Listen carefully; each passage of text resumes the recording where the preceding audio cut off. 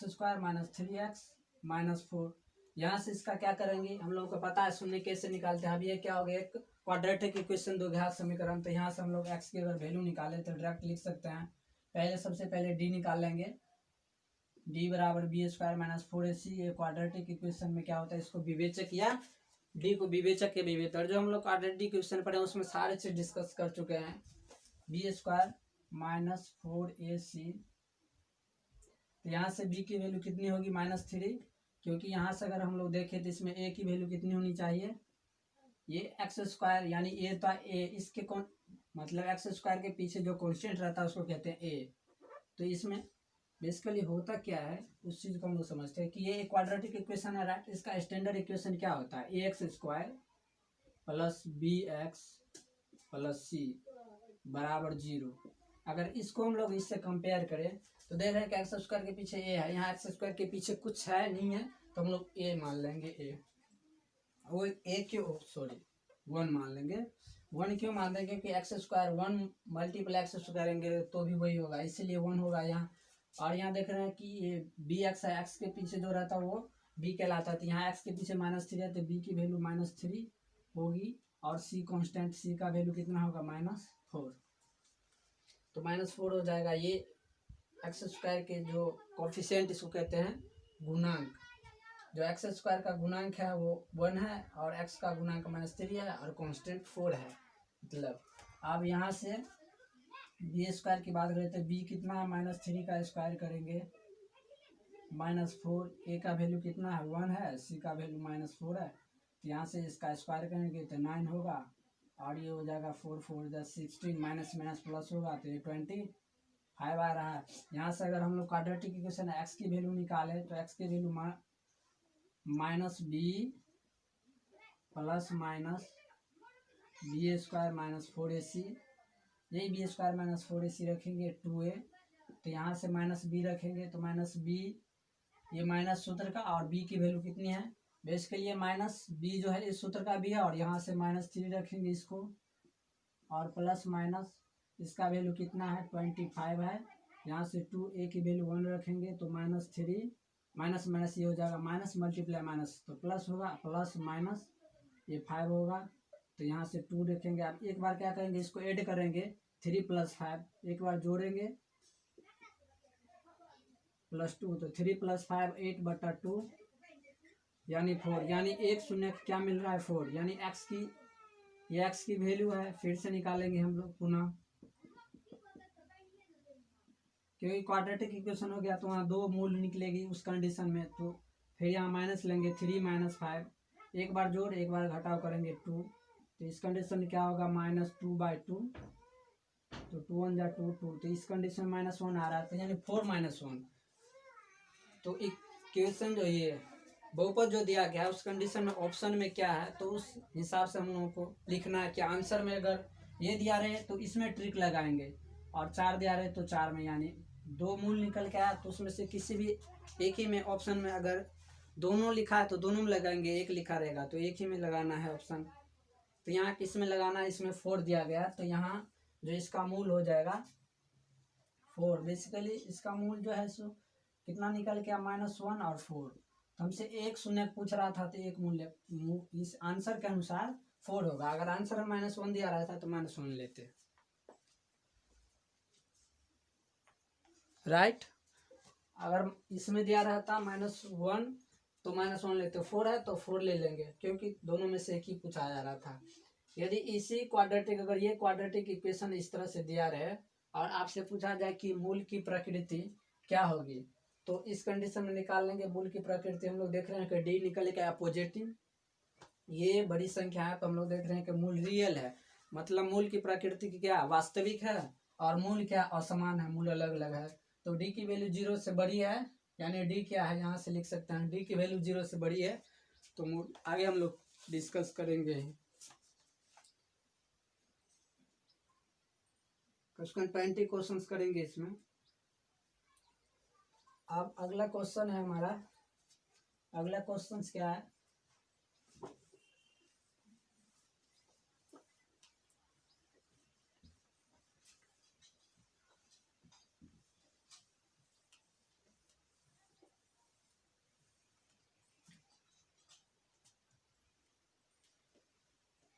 X square minus 2 find the zeros of x square minus 2। इसमें क्या करना है, पी एक्स बराबर मान लेते हैं, ये पी एक्स बराबर एक पोलिनोमियल दिया गया है, तो इसका क्या करना है, जीरोज ज्ञात करना है, मतलब शून्य के ज्ञात करना है। तो इसका शून्य के क्या होगा, पोलिनोमियल का शून्य के ज्ञात करना है। तो जब शून्य के ज्ञात करना है जीरोज ऑफ पोलिनोमियल, तो बेसिकली जीरोज ऑफ पोलिनोमियल क्या होता है कि एक्स की वो कौन सी वैल्यू होगी जिस पर ये क्या हो जाए, जीरो हो जाए, ये जीरो के इक्वल आ जाए, इसीलिए इसको हम लोग जीरो मानते हैं। इसमें क्या करना है, शून्य की ज्ञात करना है। तो क्या करेंगे, इसको जीरो के इक्वल मान लेंगे, जीरो बराबर एक्स स्क्वायर माइनस 2, राइट। तो इसको लेफ्ट राइट हैंड साइड से लेफ्ट हैंड लाएंगे, माइनस नेगेटिव 2 है, तो क्या होगा उस कंडीशन में, एक्स स्क्वायर माइनस 2 है, तो ये इधर आके माइनस 2 प्लस हो जाएगा, प्लस 2। इसको लिख सकते हैं हम लोग 2 बराबर एक्स स्क्वायर, या इस चीज को इस तरह भी लिख सकते हैं, एक्स स्क्वायर बराबर 2। दोनों चीज एक ही है, एक्स स्क्वायर बराबर 2 लिखिए, 2 बराबर एक्स स्क्वायर लिखिए, कोई फर्क नहीं पड़ता। अब एक्स की वैल्यू निकालना है, तो स्क्वायर इधर ले जाएंगे तो क्या होगा, अंडर रूट लगेगा, जब भी अंडर रूट लगाते हैं तो प्लस माइनस होता है। ये चीज आपको ख्याल रखना है कि क्वाड्रेटिक इक्वेशन में यदि हम लोग निकालते हैं वैल्यू एक्स की, तो स्क्वायर हटाने से, कोई भी इक्वेशन हो, स्क्वायर को अगर हटा रहे हैं तो वहाँ क्या होगा, फिर अंडर रूट लिखना पड़ेगा, और जो वैल्यू आएगी प्लस माइनस में आएगी। इसका रीजन ये है कि प्लस माइनस क्यों आता है, क्योंकि ये क्वाड्रेटिक इक्वेशन है। अब क्वाड्रेटिक इक्वेशन में बेसिकली हम लोगों को ये क्वाड्रेटिक इक्वेशन बन गया बराबर जीरो, तो उस कंडीशन में क्या होगा, पहले ये क्या था, बहुपद था, क्वाड्रेटिक पोलिनोमियल बहुपद। तो इस कंडीशन में होता क्या है कि क्वाड्रेटिक इक्वेशन जैसे कि लीनियर इक्वेशन होता है, तो थोड़ा सा इस पर हम लोग डिस्कस कर लेते हैं। लीनियर इक्वेशन क्या होता है, लीनियर इक्वेशन, इस चीज को समझा देते हैं। लीनियर इक्वेशन क्या होता है, रैखिक बहुपद, लीनियर रैखिक समीकरण। रैखिक समीकरण क्या होता है, ए एक्स, इसका स्टैंडर्ड फॉर्म क्या होता है, एक्स प्लस बी बराबर 0। तो इस कंडीशन में एक्स की वैल्यू सिर्फ और सिर्फ 1 होगी, जो हम लोग डिस्कस कर चुके हैं उसमें। तो यहाँ से एक्स की वैल्यू क्या होगी, एक्स की वैल्यू 1 होगी। यहाँ से अगर हम एक्स की वैल्यू निकालना चाहें तो ए एक्स प्लस बी बराबर 0 है, तो ए एक्स बराबर क्या होगा, ए एक्स बराबर बी, उधर जाएगा माइनस बी, और एक्स बराबर क्या होगा, माइनस बी बाय ए। यहाँ से हम लोग देख रहे हैं कि लीनियर इक्वेशन है, रैखिक समीकरण है, तो 1 मतलब उसकी वैल्यू 1 मिल रही है, एक्स की वैल्यू यही, इसको इसी एक्स को हम लोग क्या कहते हैं, जीरोज रूट्स, इसी को मूल कहा जाता है, शून्य कहा जाता है। तो रैखिक मतलब रैखिक समीकरण रहे तो उसका क्या होता है कि मूल सिर्फ और सिर्फ एक होगा। उसका अगर हम लोग ग्राफ देखेंगे तो उस कंडीशन में उसका ग्राफ कैसे होता है कि एक स्ट्रेट लाइन ग्राफ होती है। तो स्ट्रेट लाइन मीन्स ग्राफ जो होगा या ऐसा होगा या ऐसा होगा, कभी भी ग्राफ इस तरह का यानी कर्व नहीं मिलेगा आपको रैखिक समीकरण का। और क्वाड्रेटिक की बात करें तो क्वाड्रेटिक समीकरण a x square plus b x plus c बराबर 0। तो इसमें मूल कैसे दो होता है वो हम लोग निकाल चुके हैं, अल्फा और बीटा होता है 2 मूल, जो हम लोग जो क्वाड्रेटिक इक्वेशन का कॉन्सेप्ट है उसमें देखे थे। इसका क्या होता है, पावर 2 है तो इसका मूल क्या होगा, 2 होगा, यानी एक्स की वैल्यू यहाँ से 2 निकल के वो एक्स की वैल्यू कौन कौन सी होगी उसको हम लोग मान लेते हैं। एक्स बराबर क्या होता है, एक अल्फा होता है, और एक एक्स बराबर क्या होता है, बीटा होता है। अगर त्रिघात समीकरण की बात करें तो a x cube plus b x square plus c x plus d बराबर 0। तो इस कंडीशन में जो मूल होगा वो एक्स की वैल्यू एक अल्फा, दूसरा एक्स की वैल्यू बीटा, और तीसरा एक्स की वैल्यू गामा। अगर 4th डिग्री ऑफ इक्वेशन आ रहा है यानी बाय क्वाड्रेटिक इक्वेशन, यानी जिसका पावर अगर 4 हो, तो उस कंडीशन में क्या होगा कि 4 मूल होगी, अल्फा बीटा गामा और ओमेगा, कुछ भी हम लोग मान सके, कंसीडर कर सकते हैं। बेसिकली होता क्या है कि जो इक्वेशन है उसमें जैसे जैसे डिग्री बढ़ता है वैसे वैसे उसका क्या होता है कि हम लोग देख रहे हैं कि मूल यानी रूट्स भी उसी तरह से बढ़ रहा है, इंक्रीज। जैसे कि क्वाड्रेटिक इक्वेशन लिए, पावर 2 वाला इक्वेशन लिए तो उसका मूल 2 है। 3 वाला इक्वेशन मतलब पावर 3 है तो उस कंडीशन में 3। अगर पावर 4 लेंगे तो उस कंडीशन में एक्स की वैल्यू 4 होगी। अगर पावर 5 लिया जाए ऐसे करके तो उस कंडीशन में एक्स की वैल्यू 5 होगी। चाहे एक्स की वैल्यू हो सकता है कि एक्स की वैल्यू जो 4 और 5 निकल कर रहा है वो रियल ना हो, वास्तविक ना हो, लेकिन वैल्यू 4 आएगी। रियल और इमेजिनरी दोनों मिला के वैल्यू हमेशा 4 ही होगी जब अगर वो बाय क्वाड्रेटिक है, यदि पावर 4 करके इक्वेशन दिया गया है तो रैखिक में 1 आ रहा है, द्विघात में 2 है वैल्यू, त्रिघात में 3 वैल्यू आ रहा है, इसीलिए इसको तो लिखते हैं अल्फा बीटा गामा। इसमें अल्फा बीटा और इसमें एक ही मूल है तो उसमें अल्फा बीटा मानने की रैखिक में जरूरत नहीं, इसीलिए हम लोग सीधा एक्स मानते हैं उसको। यही तो मूल है, एक्स ही तो मूल है, एक्स ही अल्फा है, एक्स ही बीटा है। ये चीज माइंड में याद रखना कि एक्स अल्फा बीटा अलग अलग चीज ने, बस क्या होता है कि जब हम लोग क्वाड्रेटिक इक्वेशन देखते हैं तो कभी कभी अल्फा और बीटा सेम आ जाता है। क्यों आता है? क्योंकि वो एक्स की तो वैल्यू है, जब अगर मूल हम लोग निकाल रहे थे एक्स की वैल्यू 2 मिल रहा है तो उस कंडीशन में अगर अलग अलग है तो उसी कंडीशन में अल्फा बीटा मान लेते हैं, लेकिन वही तो अल्फा, एक्स ही तो अल्फा है और एक्स ही बीटा है, बेसिकली यही होता है। तो यहाँ हम लोग पढ़ रहे थे तो एक्स की वैल्यू प्लस माइनस क्या होगा, यहाँ से इसको इस तरह लिख सकते हैं √2 और -√2, यानी +√2 -2, इसका शून्य किया होगा। अब हम लोग नेक्स्ट क्वेश्चन पर चलते हैं। नेक्स्ट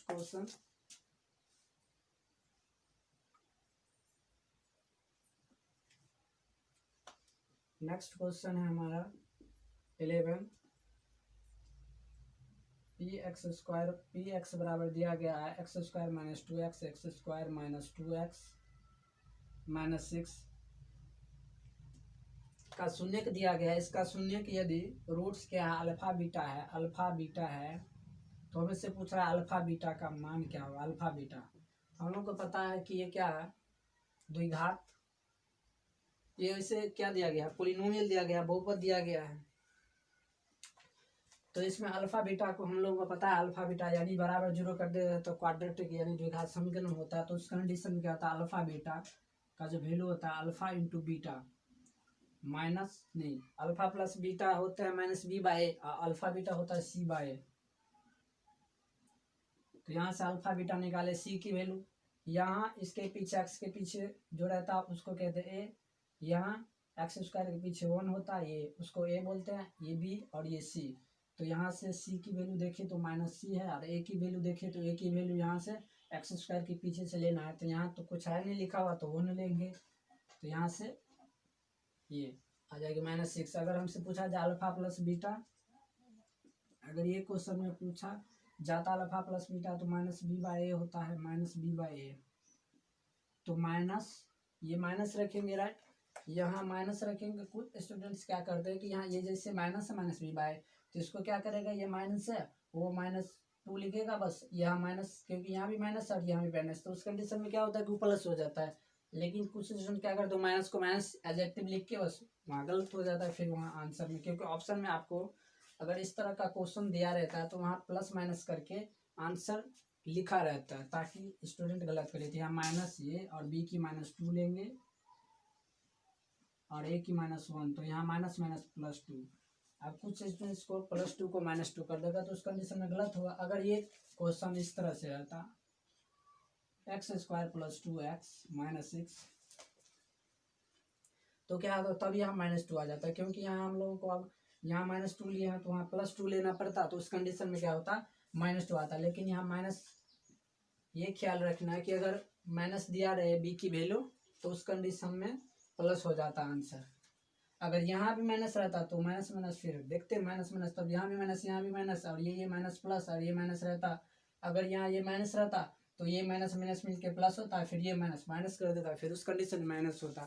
तो हम लोग नेक्स्ट क्वेश्चन देख रहे हैं। ये क्वेश्चन का आंसर +2 होगा, सॉरी c/2। इसका आंसर अल्फा बीटा का, ये जो क्वेश्चन है इसका आंसर ये है अल्फा इंटू बीटा का -6 है,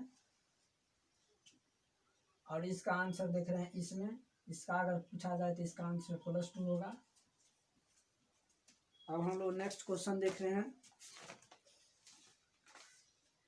next question number 12। Question number 12,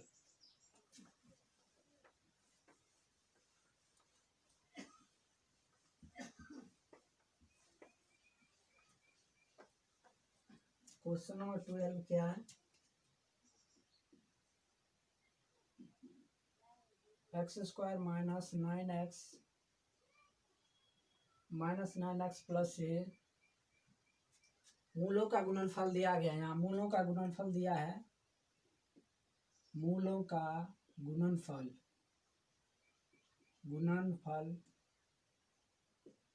तो कहते हैं रूट्स ऑफ प्रोडक्ट ऑफ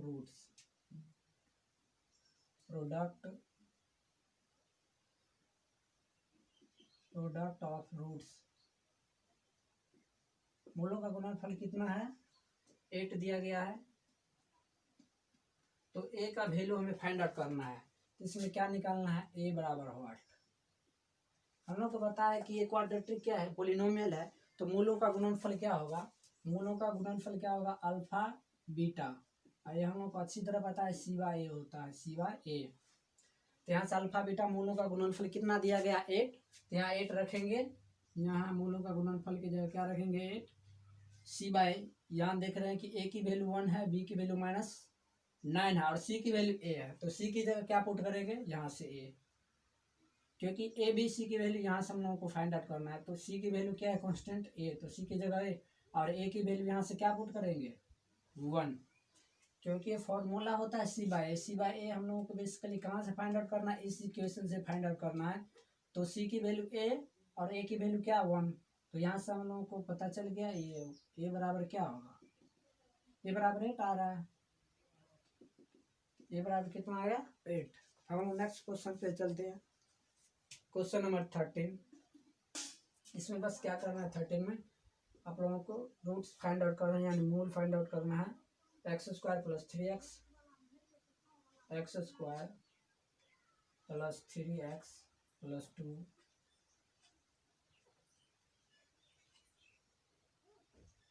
शून्य ज्ञात करना है। ये क्या है? क्वाड्रेटिक बहुपद है, इसका शून्य ज्ञात करेंगे। px बराबर लिख लेते हैं इसको।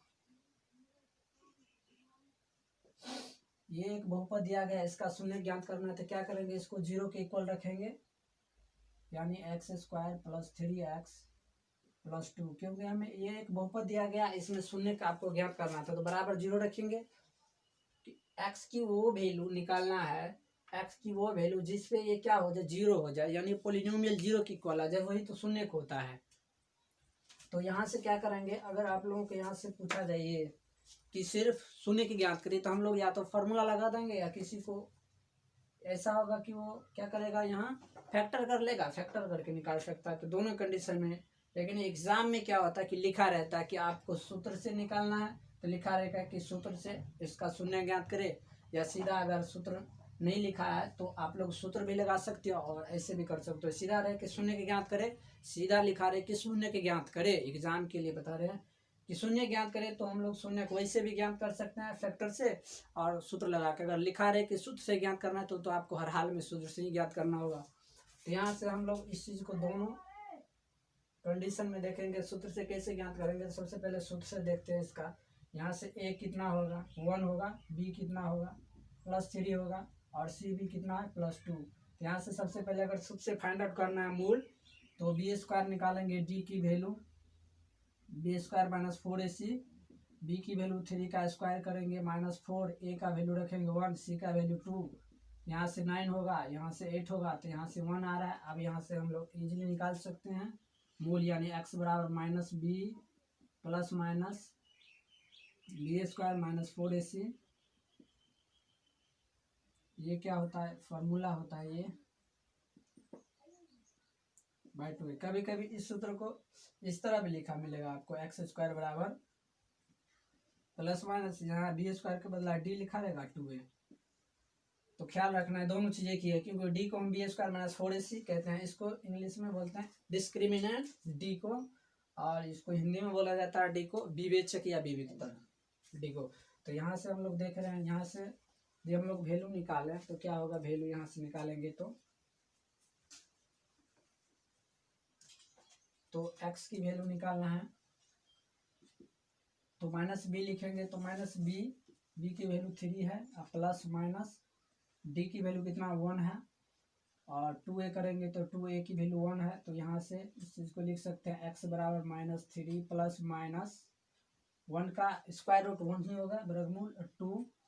तो x बराबर पहला कंडीशन में जोड़ेंगे तो -3 और +1, तो इसको जोड़ेंगे तो कुछ स्टूडेंट्स क्या करेंगे कि -3 + 1 को जोड़ के 4 के इक्वल कर देगा, जो कि गलत है। इसको जोड़ रहे हैं, देख रहे हैं कि ये निगेटिव ये पॉजिटिव, तो यहाँ -2 होना चाहिए बेसिकली।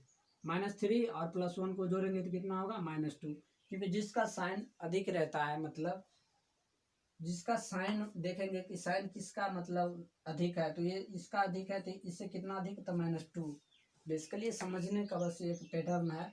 बेसिकली होता क्या है कि ये -3 तो इससे छोटी संख्या है और ये बड़ी संख्या है, इस दोनों को ऐड कर रहे हैं तो -2 ही आएगा, क्योंकि करें कि -3 बड़ी है और ये छोटी है इस कंडीशन में, इसीलिए -2 आ रही है यहाँ।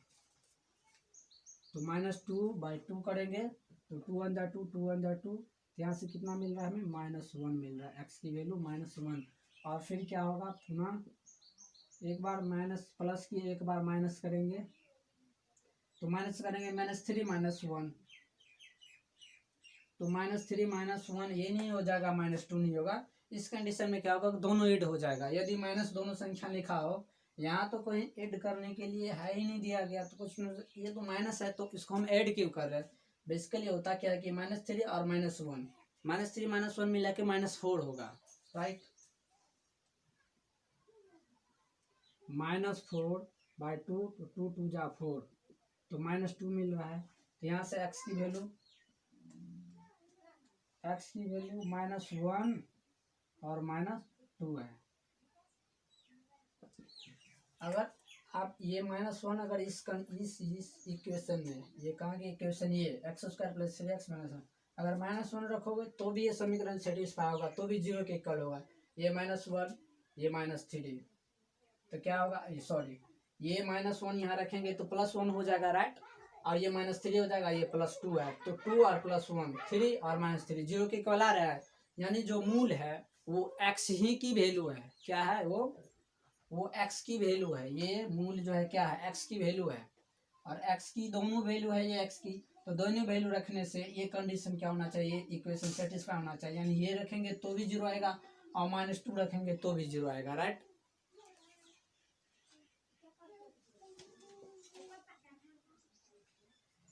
अब हम लोग एक क्वेश्चन और बस करेंगे, फिर उसके बाद नेक्स्ट जो क्लास होगा उसमें करेंगे।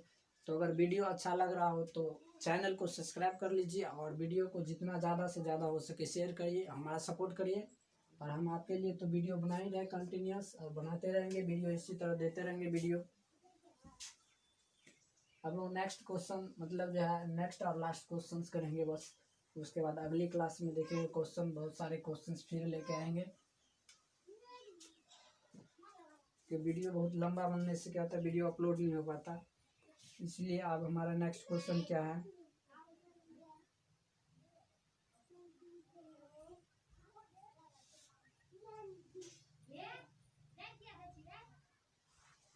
इसका थोड़ा सा आंसर देख लेते हैं। x² + 2x + 2, हाँ x² यही था, x² प्लस